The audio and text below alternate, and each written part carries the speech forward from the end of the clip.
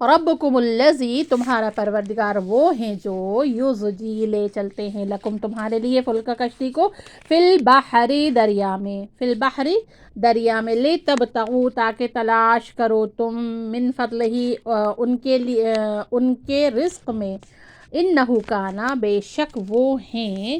بکم تم پر رحیمہ بے حد مہربان۔ وَإِذَا مَسَّكُمُ الضُّرُّ فِي الْبَحْرِ اور جب پہنچتی ہے تم کو کوئی تکلیف دریا میں، دلّا تو غائب ہو جاتے ہیں من وہ جن کو تدعونا پکارتے ہو تم، الا ایاہ سوائے اللہ کے، فلما نجاکم پھر جب بچا لاتے ہیں وہ تم کو الی البر خوشی کی طرف، اعرضتم تو پھر جاتے ہو تم، وکان الانسان اور ہے انسان کفورا بڑا ناشکرا،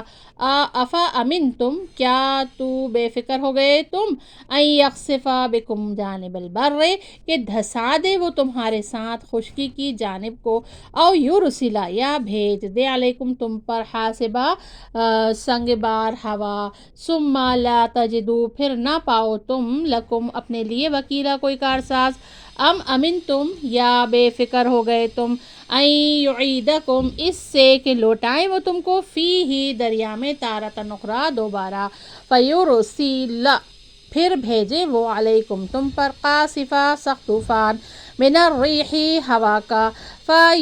فیغرقکم پھر ڈبو دیں وہ تم کو، بما کفرتم تمہارے کفر کی وجہ سے، ثم پھر لا تجدو نہ پاؤ تم لکم علینا بہ تبیعا اپنے لیے ہم پر اس بارے میں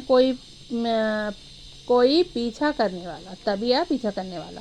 وَلَقَدْ كَرَّمْنَا البتہ تحقیق عزت بخشی ہم نے بنی آدم وحملناہم اولاد آدم کو اور سوار کیا ہم نے ان کو فی البر خشکی میں، والبحر اور دریا میں، ورزقناکم اور روزی دی ہم نے ان کو من الطیبات نفیس چیزوں میں سے، وفضلناکم اور فضیلت دی ہم نے ان کو علی کثیر بہت سو پر، ممن خلقنا ان میں سے جن کو پیدا کیا ہم نے، تفضیلا فوقیت دینا۔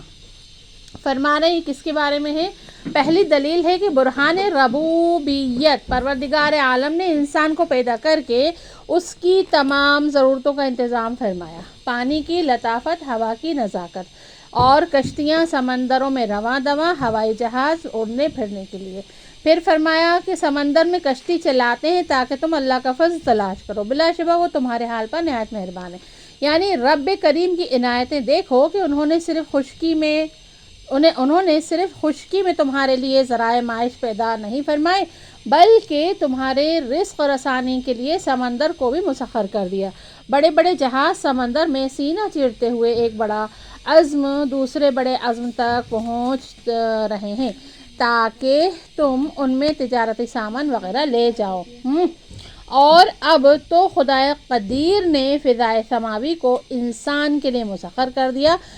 پھر فرمایا کہ شہر ملک اور ملک پہنچ جاتے ہیں۔ پروردگار عالم بلا شبہ انسان کے حال پر نہایت مہربان ہے، وہ طرح طرح سے اس کی ضروریات کی کفالت کرتا ہے۔ دوسری دلیل ہے کہ برہان و جدان یعنی انسان کی فطرت ایک خدا کے سوا کسی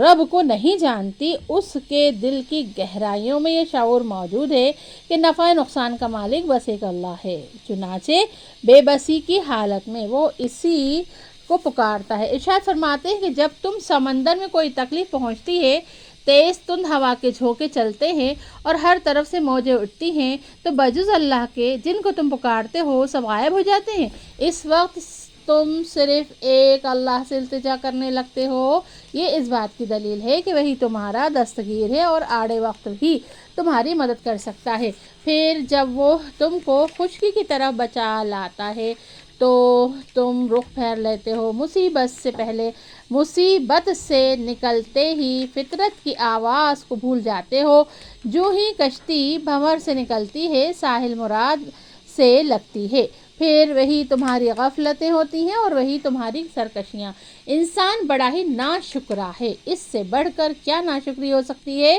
کہ دریا کی موجوں میں جو خدا یاد آیا، کنارے پر قدم رکھتے ہی اس کو فراموش کر دیا۔ اللہ حافظ۔